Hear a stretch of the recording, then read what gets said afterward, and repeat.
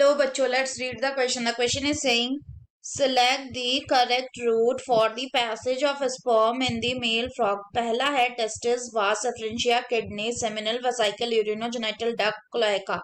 B में है testis, vasa, afferentia, beader canal, ureter, cloaca.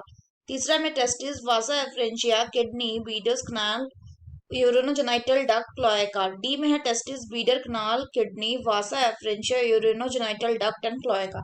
तो आइए देखते हैं हम इसका की कंसेप्ट. तो अगर हम बात करें इसके की कंसेप्ट की, तो इसका की कंसेप्ट हो जाएगा sperm root in male frog.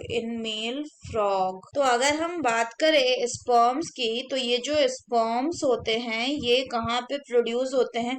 ये प्रोड्यूस होते हैं इन दी टेस्टीज ऑफ मेल फ्रॉग.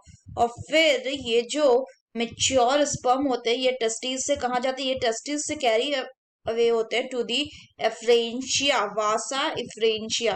ये टेस्टीज से जाते हैं vasa efferentia, and vasa efferentia जो है it run through the vasa efferentia. फिर क्या करता है? ये एंटर करता है कहाँ पे? Into the kidney. Hence kidney में वासा एफ्रेंशिया के साथ साथ स्पर्म भी एंटर कर गया. और उसके बाद फ्रॉम द किडनी ये जो स्पर्म होगा ये एंटर करेगा कहाँ पे? Into the Bidder's canal, and then they enter into the urinogenital duct, and from the urinogenital duct they are released into the water through the cloaca, and the sperm fertilize the egg released by the female frog in the water. So sperm पहले कहाँ होगा? Testis. फिर testis से जाएगा वासा efferentia में, वहां से जाएगा किडनी में, फिर किडनी से जाएगा बीडर्स कनाल में, एंड बीडर कनाल से जाएगा यूरोजेनाइटल डक्ट में, एंड वहां से जाएगा क्लोएका के थ्रू रिलीज होगा. So the correct option will be option C. So that's all for the question बच्चों. Hope you understood it well. Best of luck.